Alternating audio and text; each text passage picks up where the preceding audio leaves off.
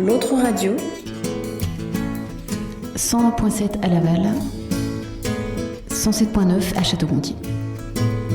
Bonjour à tous et à toutes, nous sommes le 21 janvier 2020 et je suis très heureux de vous retrouver dans la Méridienne, dans le direct de la Méridienne, sur votre radio préférée.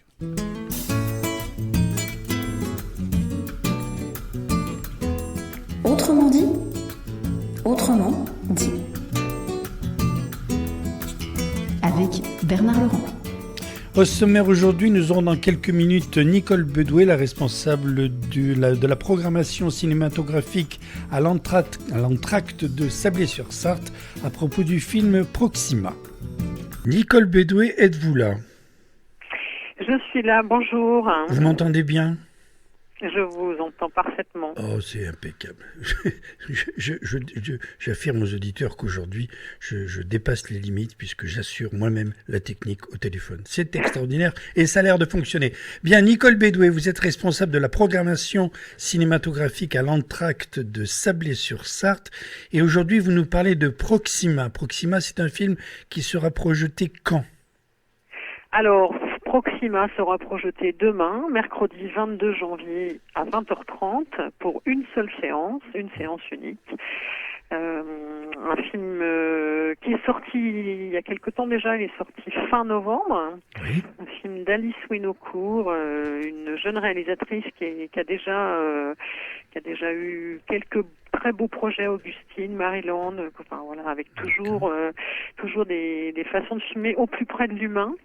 Et là, elle nous raconte l'histoire de Sarah, une astronaute qui va partir en mission. Oui. Et qu'est-ce qu'il y a d'extraordinaire à ça ? Alors, c'est à la fois un très beau portrait de femme déchirée entre deux passions. Une passion, sa passion d'astronaute, puisque elle a bagarré, elle a vécu, elle s'est imposée, pour arriver où elle est. Et puis là, au moment de partir, elle doit vivre une séparation avec sa petite fille de 8 ans.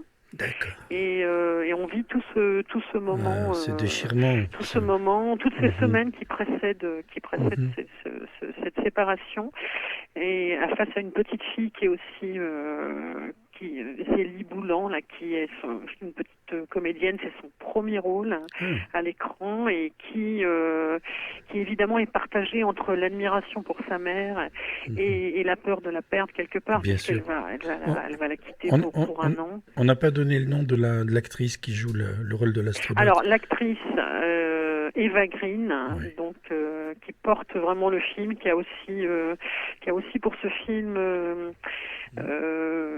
c'est aussi une grosse performance physique pour elle, puisqu'on la voit vraiment dans le film avec ces séances d'entraînement.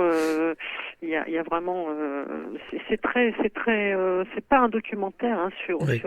Alors voilà, c'est la question que j'allais poser. C'est vraiment, elle est vraiment au cœur du film, et elle y est vraiment, quoi. D'accord. C'est un combat d'une femme dans un milieu d'hommes, j'imagine. Enfin, alors voilà, il y a vraiment cette position de cette femme qui est passionnée de son métier, qui est une très grande astronaute, et puis qui doit s'imposer au milieu d'hommes, puisqu'en fait des femmes astronautes, il y en a très peu. Et puis voilà, être en face de cette petite fille. C'est un double combat, en fait. Ça interroge aussi largement.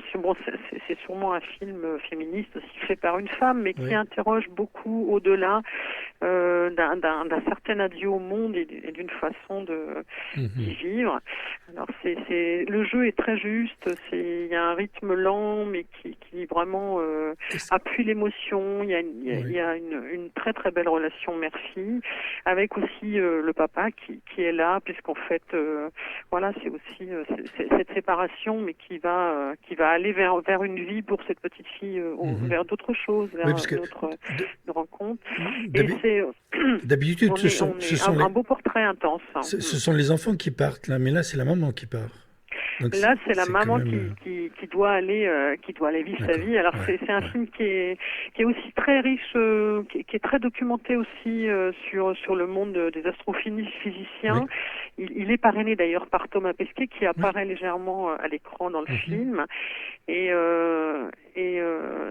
voilà, il y a une très belle. Enfin, c'est à la fois fort et original. Ça a été aussi très peu montré à l'écran dans le cinéma en général. On a rarement